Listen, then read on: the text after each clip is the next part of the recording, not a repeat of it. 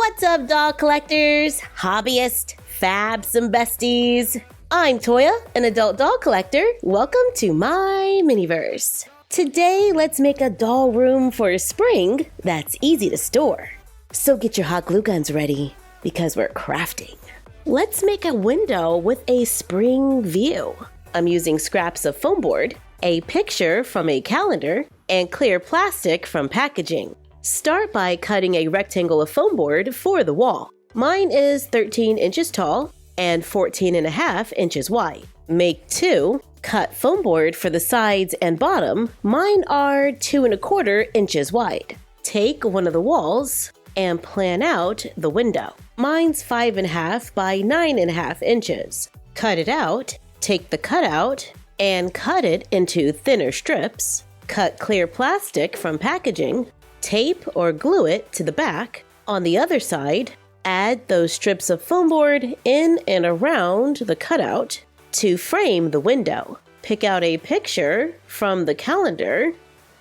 Ooh, I like that one. Cut it out. If you can see the black lines of the calendar through the picture, glue it onto black paper or poster board, then glue it onto the wall. If not, you can glue it directly onto the back wall. Another option is to use poster putty if you want the option to change out the picture. I take the board for the bottom and cover it with green paper just in case it is visible. I added a little paper at the bottom of our picture to cover the gap. Glue on the sides, glue in the foam board for the bottom. Now we can just glue the window in front and we have a little shadow box. We can take it a step further and glue in artificial plants to make it 3D. I tried to keep the color of the flowers about the same. Now let's add the front, then we shine a light in the top to look like sunlight. I like the idea of these little freestanding walls. So let's make a few more without a window to make easy walls. For this one, I cut a 10-inch rectangle, 10 by 13, then a 1.5 inch by 13 inch piece for the sides. So we can take 12 by 12 inch scrapbook paper and wrap it around one edge and glue it down, making walls that we can move around to create different scenes. We can cover the other side with a different paper if we want to switch it up. We can create rooms by making more, then add doll furniture to set up a quick scene for photos. On a piece of paper, we can make springtime art, which to me totally means flowers.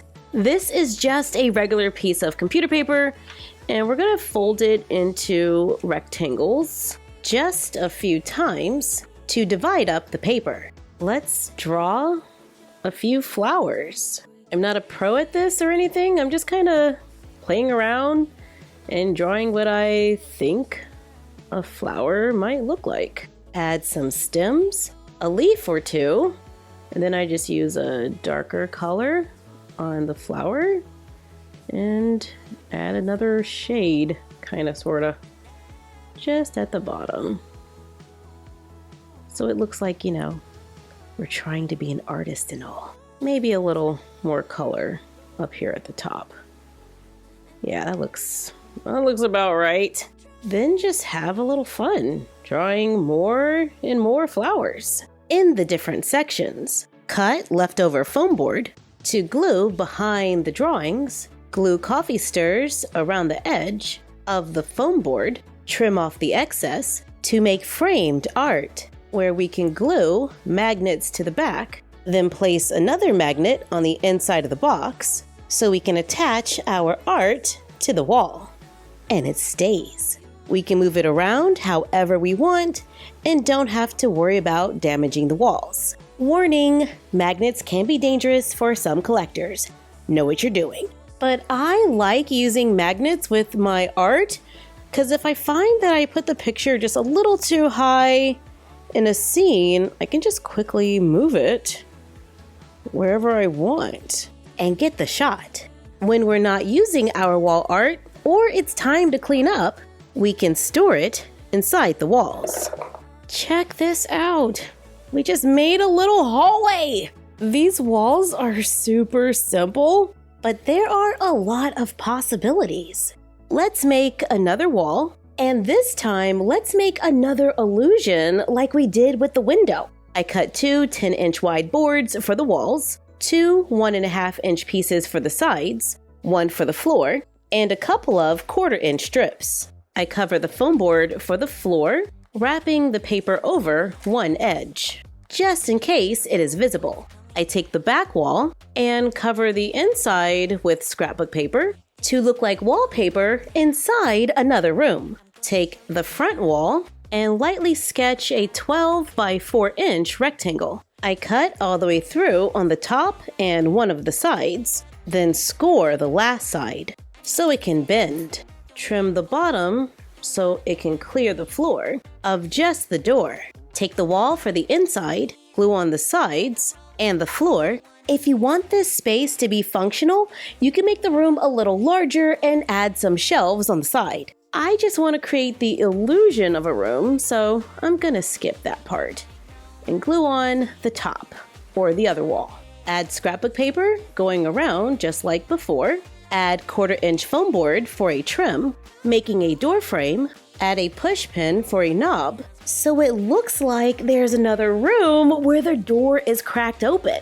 If we place a light above it, just like the window, then it kind of looks like someone left the light on in that room. Like maybe if you left the light on in the bathroom, giving us another wall that we can use to create these doll spaces, where we can play with light, have hallways, and large, spacious rooms by simply rearranging the walls. And when it's time to put them away, we can just line them up like a bunch of books on a shelf. Thank you for joining us while we made a new kind of doll room.